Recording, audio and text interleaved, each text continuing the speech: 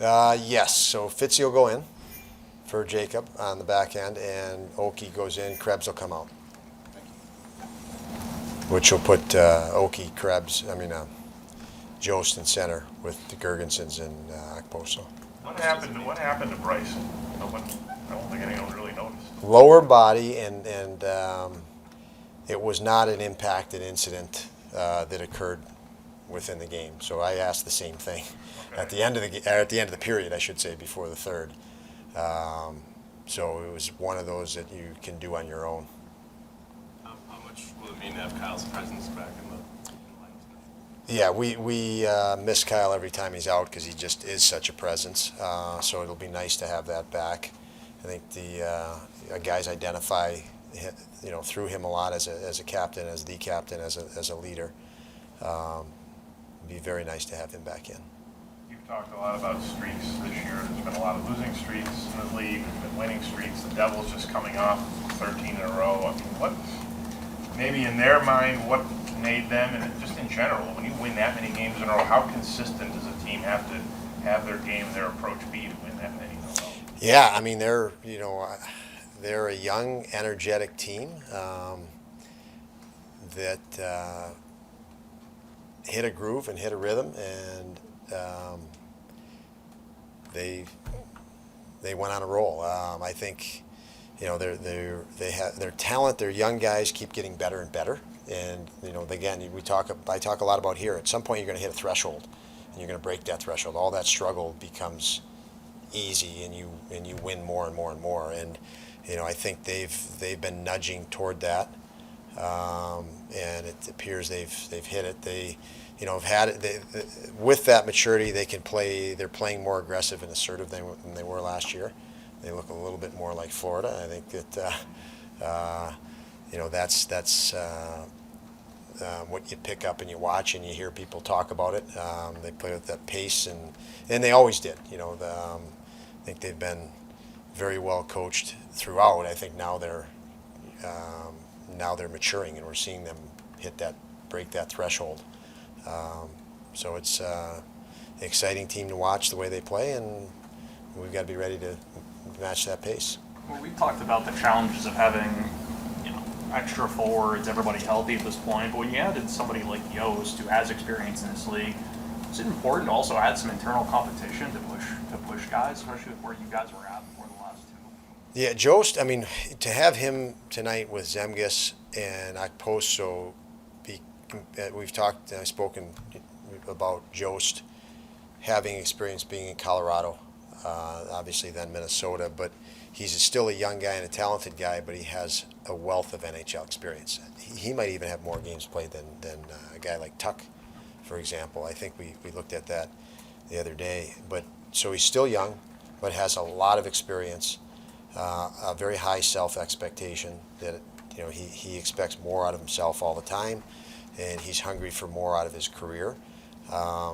And yeah, it definitely adds competition in the lineup, because now it's another guy that we picked up that can bump somebody out, and we know he's capable of playing.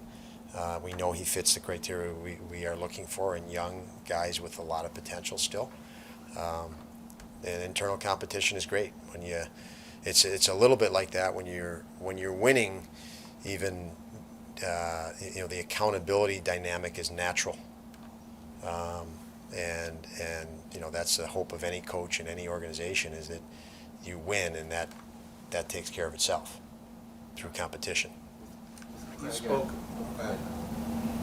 Craig. You guys gave him a good week a lot of times between starts early in the season. But just with the way the schedule is that something that's you're not going to be able to do that all season? Yeah, I would think not. Keep in mind, early season, you had a whole summer off, and it's very hard for goaltenders to get any quality shots or quality time in the off season. So, at his age, I think at the start of the year was totally different than once he gets into the year and into a rhythm and into game shape. And so I think we're moved into a different phase now with respect to even his conditioning was great coming in, but now it's more of a rhythm of the season. So it's still monitor with all these guys, but it's conceivable he could be ready to play sooner based on some of those elements I just mentioned. A couple nights ago, you had talked about how the coaching staff had gone over clips with Jack Quinn, did a lot of video with him to help him. When you do that, is it more positive reinforcement, like, Jack, this is what, when you're doing well, this is what you do? Or is it, well, no, you can't do this? Or do you show them, like other players in the league, what they're doing? Very little of you can't do and don't do. A lot of what you can do, what you should do, what you can take charge, what you can take charge of, what you're leaving on the table for potential success. And yeah, occasionally you would look at other players around the league, and that's how the greatest players in our game have emulated the great players before them. And that's also a real big opportunity to teach or to bring about awareness.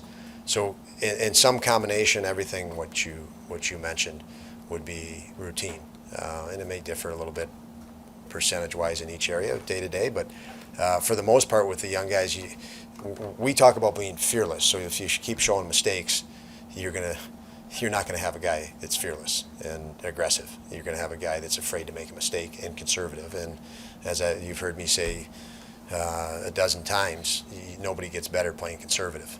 And unfortunately, when you go through a streak that we went through where you're not having success, you get a little bit fearful, you become conservative, and you don't get better, and it compounds the whole situation. So, yeah, when we're talking with Jack, it's how to play more assertive and more aggressive. Like from just a New Jersey point of view with the family connection, can you talk about Casey? I know he's been in and out of the lineup back in tonight, what he brings and where he is in the high compete for Casey. His teammates will be energized with him in the lineup. He's an incredible team guy, and he's good at what he does. He's a smart, efficient type hockey player that gives us some grit. So we're excited. I've been fortunate to be with him on other teams, so watch the same there. Thank you. You've mentioned before that the league is kind of trending younger, and how much conviction you guys have in the plan that you put in place here. How much does a team like the Devils, can that be kind of an example to your guys of, like, if you're sticking with it, like, things will turn Yeah. when that confidence comes? I think it's a positive, because you can see the process they've gone through just recently, and again, they broke the threshold. So everything is a struggle until you break the threshold, and then everything that was a struggle is easier. Everything. So yeah, that's one thing. But I don't think our guys need another team to gauge their confidence. They are very determined and confident in that they can do it. We're trying to get them to do it faster, but their conviction is strong. Our guys know they're going to break the threshold.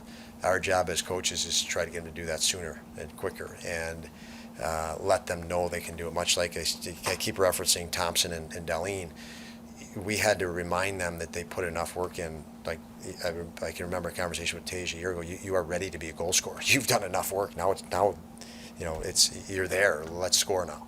And it clicked in somewhere for him, and I believe that's what's going to happen with our group and our team. Unfortunately, being young, injuries compound things more. But again, when you break the threshold, and we do. I mean, consciously, we made this commitment. We moved out. When I was started, we moved out. Some great older players, from Eichel to Ristolainen to Reinhart to Montour to Eric Stahl to Taylor Hall. I mean, those are players 6, 7, 8, 10, 12, 15 years in the league. We knew what we were getting ourselves into, but we said, hey, we want to do this right. Might take a pounding in the process, but you got to believe in these guys, and you got to give them the opportunity to get over that hump, because too many times you succumb to some pressure in that, and you move guys, and we see guys all over the league that on their second team, all of a sudden they're great.